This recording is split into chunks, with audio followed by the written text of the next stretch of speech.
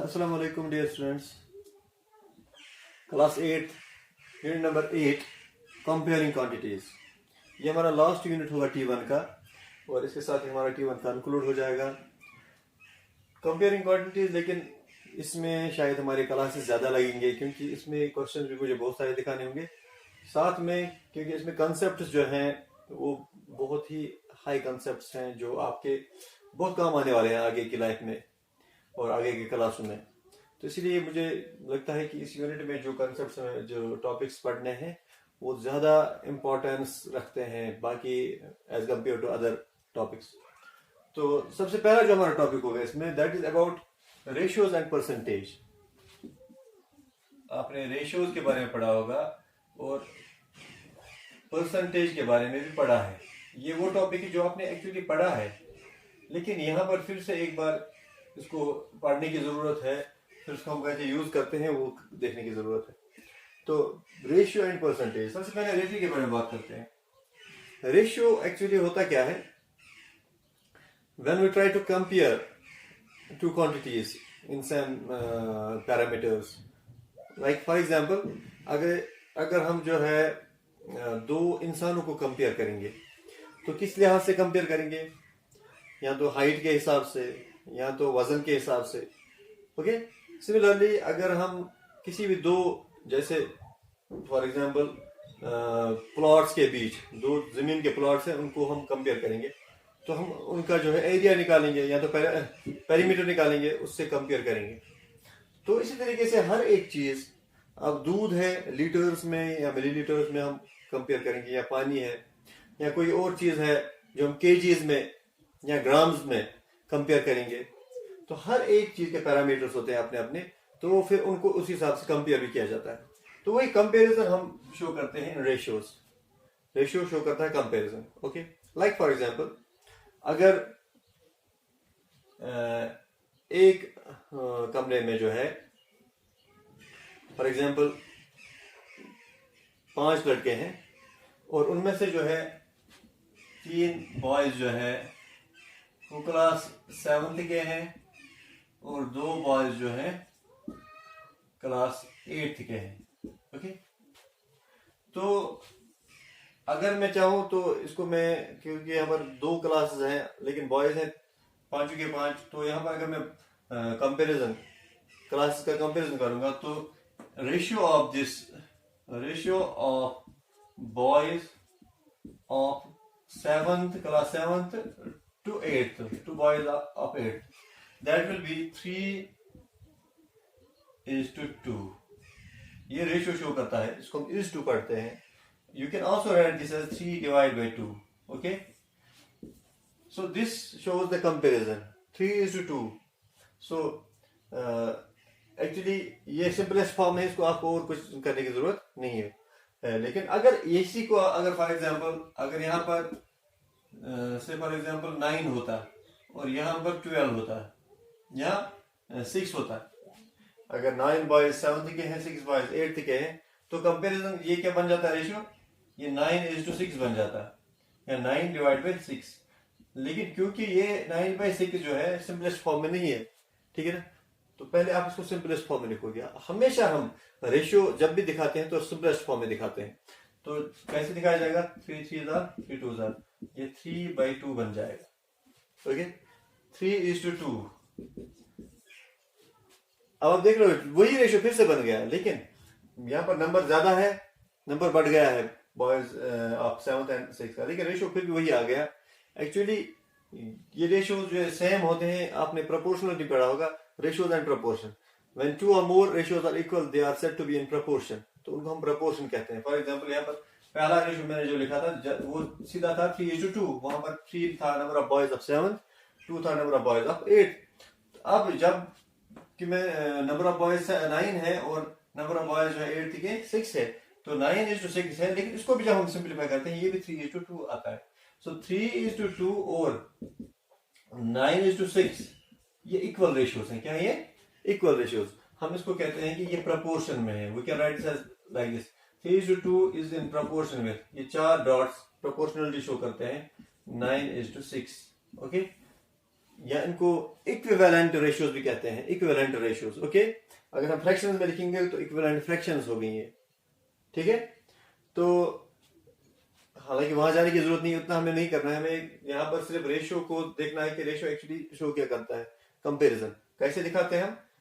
लेकिन आपको सिर्फ ये देखना होता है कि लिखा क्या है। जैसे मैंने यहाँ पर लिखा ratio of boys of 7th to boys of 8th, तो 3:9:6 बन गया। अगर मैं इसी को ऐसे लिखूं, ratio of boys of 8th to boys of 7th, तो रेशियो हम ये नहीं लिख सकते, फिर हमें पहले 6 लिखना पड़ेगा, फिर 9 लिखना पड़ेगा। 6:9 हो जाएगा, यानी कि वो फिर 2:3 हो जाएगा, या 2/3 हो जाएगा। ओके, लिखने में फर्क होता है। जब हम लिखते हैं ratio of boys of 7th to boys of 8th, तो पहले 7th का आएगा फिर 8th का आएगा। लेकिन जब इसी को हम लिखेंगे boys of 8th to 7th, वहां पर पहले 8th आएगा फिर 7th आएगा, ये जरूरी होता है। तो किसी भी रेशियो को हम दिखा सकते हैं, लेकिन याद रहे कि हमें सिंपलेस्ट फॉर्म में लिखना है। हाँ, यहां पर अब एक बात है जो आपको ध्यान रखनी है। मान लो हमें एक रेशियो दिखाना है, so we have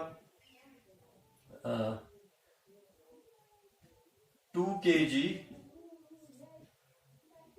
to 200 gram. Okay, हमें रेशियो एक दिखाना है जहां पर हम किसी भी चीज का, कोई भी चीज है जिसका रेशियो दिखा रहे हैं 2 kg टू 200 ग्राम। अब यहां पर आप देखो, यहां पर केजी है यूनिट और यहां पर ग्राम है।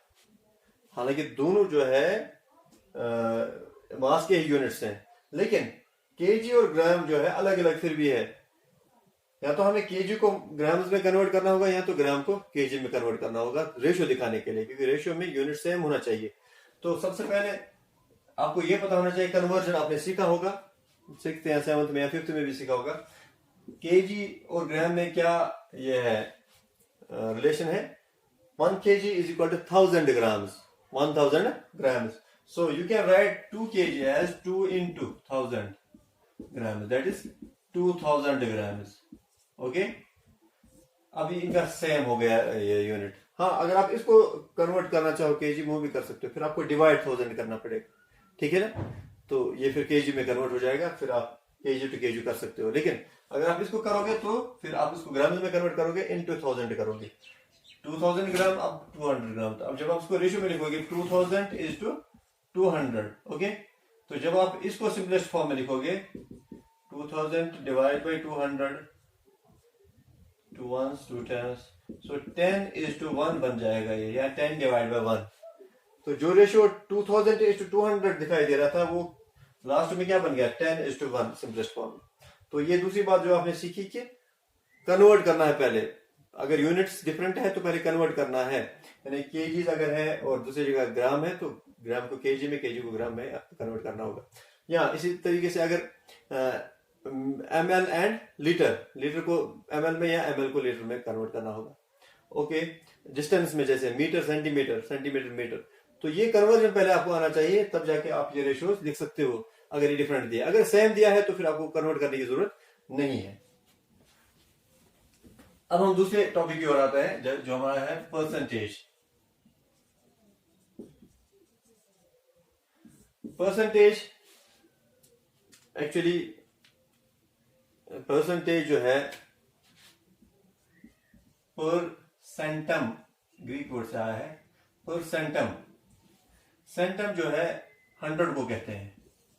ओके, या सेंट, परसेंटम मीन्स या परसेंटेज जो हम एक्चुअली निकालते हैं, दैट इज परसेंटम या परसेंट, दैट इज पर 100, इट मीन्स पर 100, आउट ऑफ 100। यानी कि जब हम कोई चीज आउट ऑफ 100 निकालते हैं, लाइक फॉर एग्जांपल अगर एक गांव में से फॉर एग्जांपल 500 की आबादी है और उस गांव में जो है या 100 की आबादी, 50 की आबादी लेते हैं, एक मोहल्ला है उसकी 50 की आबादी है और उसमें जो है से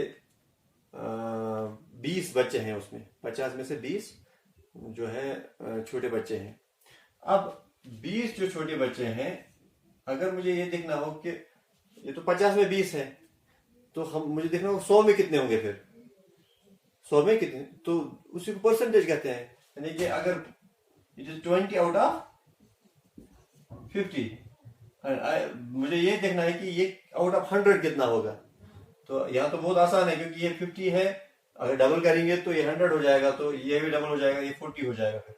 सो दिस विल बिकम 40%, ठीक है ना, जो कि हम जुबानी कर सकते हैं। लेकिन एक्चुअली ये कैसे करते हैं हम, कैसे हम कन्वर्ट करते हैं किसी फ्रैक्शन को या किसी रेशियो को हम कैसे परसेंट में कन्वर्ट करते हैं, वो हमें सीखना है यहाँ पर।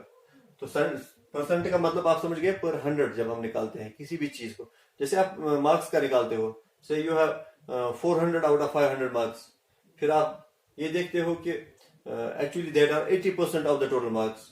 तो एक्चुअली वो आप क्या निकालते हो कि अगर 500 में से 400 मार्क्स हैं तो 100 में से कितने हो गए, वो 100 में से 80 हो गए। So that's 80% of the marks. Okay, अभी निकालते कैसे हैं मैं आपको बताता हूं। से फॉर एग्जांपल हमारे पास एक फ्रैक्शन है 3/4, ओके, या 3:4 हमारे पास कोई रेशियो है। अब अगर मुझे ये दिखाना होगा ये कैसे परसेंट में कैसे लिखा जाएगा, दो तरीके हैं इसके करने के। एक तरीका है जहां पर हम क्या करते हैं, डिनोमिनेटर 100 बनाते हैं, हम कुछ मल्टीप्लाई करते हैं ऊपर और नीचे जिससे डिनोमिनेटर 100 बन जाता है। तो लाइक फॉर एग्जांपल 4 को क्या मल्टीप्लाई करेंगे 100 बनाने के लिए, ऑब्वियसली 25 हम मल्टीप्लाई करेंगे। वही 25 ऊपर भी करते हैं और नीचे भी करते हैं। तो 25 3 75 डिवाइड बाय 100 हो गया, and you can write this as 75%, percent slash फिर ये ऊपर छोटा सा जीरो, नीचे छोटा सा जीरो, तो ये परसेंट कहलाता है। तो 75% आप 3/4 को 75% भी लिख सकते हो, ठीक है। कैसे, डिनोमिनेटर 100 बना के। एक तरीका तो ये है। दूसरा तरीका जो है, क्या करते हैं हम, सीधा 100% जो है मल्टीप्लाई करते हैं। 100% यानी 100 डिवाइड बाय 100 एक्चुअली हम मल्टीप्लाई करते हैं। 100 डिवाइड बाय 100 हम इसको 100% भी लिख सकते हैं। तो उसमें हम क्या करते हैं, अब यहां पर आपको पता है 3 4 1 4 25 100 होता है। अब 25 3 75% आ गया, तो यहां पर भी यही आ गया। तो ये एक तरीका है परसेंट में कन्वर्ट करने का, और ये दूसरा तरीका है, या तो आप डिनोमिनेटर भी 100 बना लो जिसमें आप मल्टीप्लाई करोगे ऊपर और नीचे कुछ ऐसा जिससे आपका डिनोमिनेटर 100 हो जाए, और दूसरा तरीका सिर्फ 100% यानी 100 डिवाइड बाय 100 मल्टीप्लाई करना है, तो जो भी आपके पास आएगा वो परसेंट में आएगा। सो ये है तरीका how you convert percent ratio into percent या फ्रैक्शन इनटू परसेंट।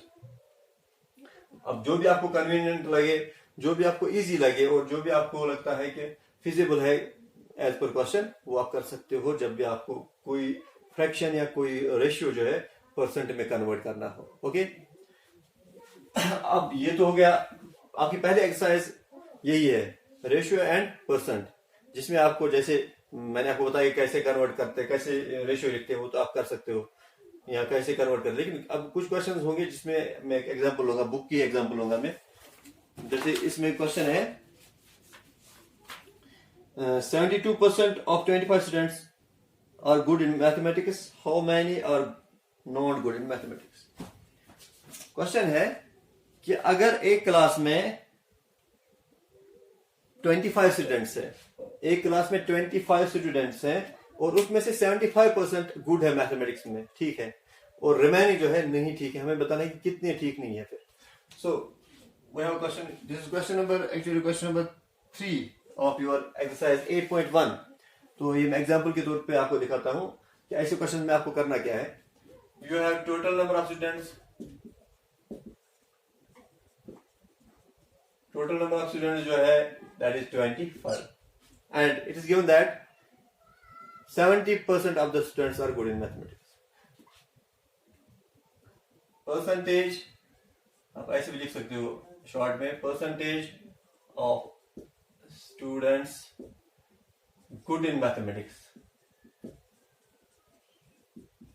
ऐसे स्टूडेंट जो कि अच्छे हैं मैथमेटिक्स में, वो कितनी है 75%। ओके, लेकिन आपको निकालना क्या है, number of students which are not good in mathematics, who are not good in mathematics. तो पहले आप उसकी परसेंटेज देखो कितनी है, 75 तो वो है जो गुड है, तो कितने रह गए फिर। तो this implies percentage of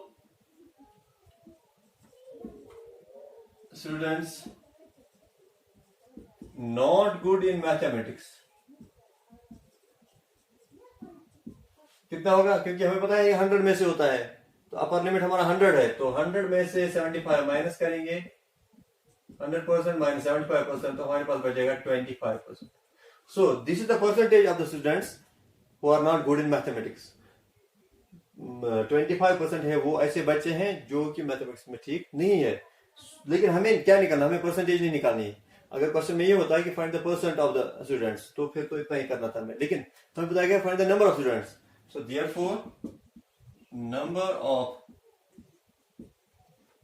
students not good in maths are, क्योंकि 25% किसका है, ये 25%, this is 25% of the total. जैसे 75% ऑफ द 25 स्टूडेंट्स, वैसे ही ये 25% ऑफ द 25 स्टूडेंट्स है. So it is 25 of 20, 25% of 25. सो जब आप इसको 25% मीन्स 25 डिवाइड बाय 100 इनटू 25, 25 हो गया था. 100 माइनस 72 इज, इट इज 28%. तो 28% of 25. So 28 divided by 100 into 25. So 25 fours are 4 ones are 4 sevens are. So 7. So this is the number of students who are not good in mathematics. तो 7 student ऐसे हैं जो कि mathematics में ठीक नहीं है. बाकी जो रिमेनिंग है, यानी कि 25 माइनस 7 इज 18. तो 18 स्टूडेंट्स ऐसे हैं जो कि गुड है मैथमेटिक्स में. तो ये तरीका है जब आपके पास परसेंटेज हो और आपको कुछ नंबर्स निकालने हो, तो आप ये कर सकते हो. ऐसे ही क्वेश्चन आपके पास होंगे, इसी तरीके से होंगे. आपको सिर्फ ये याद रखना है कि एक तो कैसे हम परसेंटेज निकालते हैं, और दूसरा कैसे हम फ्रैक्शंस को, कभी कभी आपको फ्रैक्शन को कन्वर्ट करना होता है परसेंट में, कैसे करते हैं, जो कि मैंने आपको बताया तरीका. तो ये तो हो गया आपकी पहली एक्सरसाइज. आप इसमें क्वेश्चन चेक करोगे, और अगर आपको कोई लगता है कि कोई क्वेश्चन ऐसा है कि जो आपको नहीं आता, आप मुझे कन्वे करोगे, और इंशाल्लाह मैं उसको फिर आपको सॉल्व करने की कोशिश करता हूँ.